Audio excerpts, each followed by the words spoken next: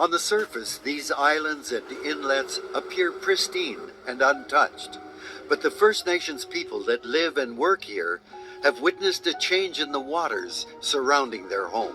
We're here today to do some monitoring of the kelp because we as First Nations people have noticed the kelp changing over the past few decades, and we decided to start putting scientific studies to it. Kelp forests are one of the most biodiverse ecosystems on Earth.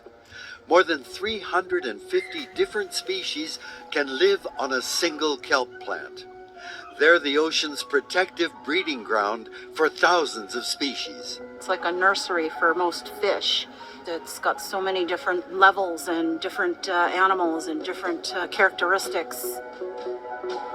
Kelp forests line a quarter of the world's coastline, 150,000 kilometers, stretching from Antarctica to Australia, from Mexico to Alaska. Kelp forests are a wondrous and amazing ecosystem and really give us a little window into how important every corner of the earth is. It's a resource that in many ways we take for granted. And it's disappearing. 1/3 of the ocean's kelp forests have declined in the past 50 years. It just might seem like a kelp or a plant, but it has a very, very special role.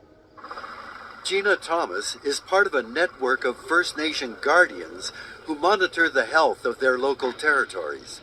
She has called in a skilled team of scientists to measure the scale of the crisis.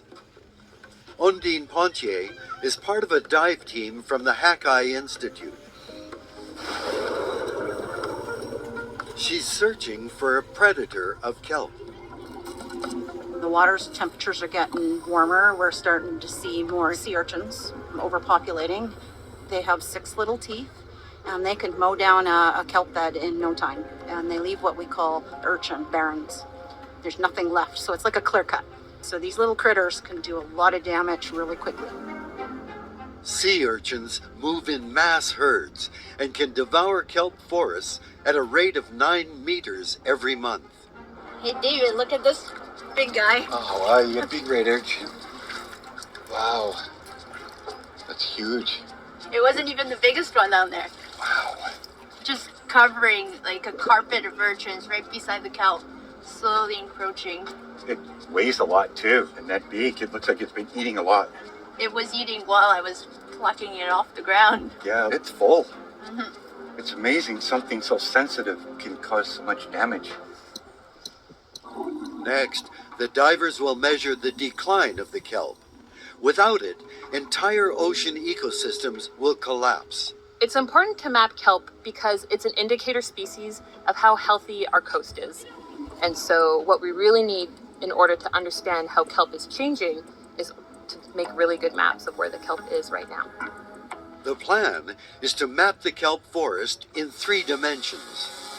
We use drones for kelp monitoring, and it flies back and forth, capturing the entire extent of this bay, and then we turn that into a map later once we're back in the office. With the drone working overhead, the underwater team measures the kelp's density inside a preset grid.